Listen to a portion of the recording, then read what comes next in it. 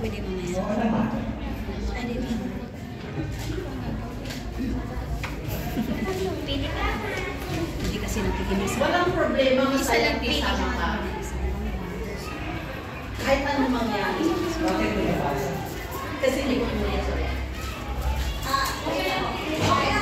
Ay, isa lang. Ganito.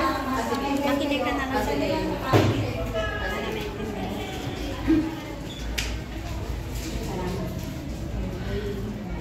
Pagkatapos ng 4 na taong minahal kita, iiwanan mo lang ako ngayon. Hindi na tayo pwede. Hindi mo ako pinahalagaan.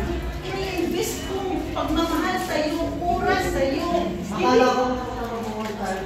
Nagkamali ako.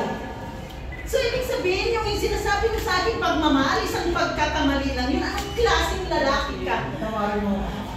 Hindi mo naiintindihan ang nararamdaman ko? Naiintindihan ko ako, hindi mo naiintindihan.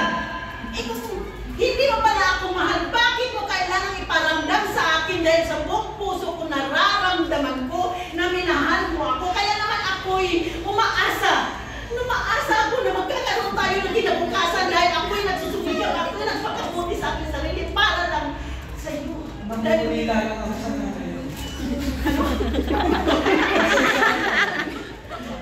Hindi pwedeng, alam mo, pagmamahal kasi, hindi pwedeng sabihin pasensya. Kailangan sigurado ka. Hindi ko ayaw ko sa'yo, siniserve mo ako. Kasi ganito ko pinalaki ng nanay ko.